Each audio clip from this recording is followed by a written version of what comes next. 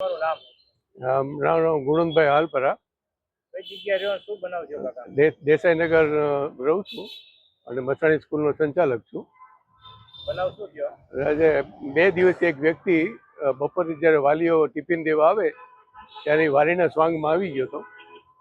ચોકીદારે એક પહેલા દિવસે ન ઓળખી શક્યા, જ્યારે બીજે દિવસે આવ્યો એટલે ચોકીદાર ઓળખી ગયા કે આ વાલી નથી, એટલે એને પકડ્યો અને વાત કરી. ત્યાં વાલીઓ તરત ભેગા, કારણ કે વાલીઓ દેવા આવે ને વાલીઓ ત્યાં હતા જ તે, એટલે વાલીઓ એની રીતે એની બધી પૂછપરછ કરી અને બધું પતી ગયું. પછી મને બોલાવ્યો તો આવી રીતે આમ છે, એટલે અમે લઈને પોલીસ સ્ટેશન આવી ગયા. એની પાસે કઈ મીઠાઈનું બોક્સ? એ વાલીઓએ કીધું કે એની પાસે મીઠાઈનું બોક્સ અને બિસ્કિટના એક હતું પેકેટ હતું, એટલે ઈરાદો શું હોય એ આપણે ખબર ન પડે.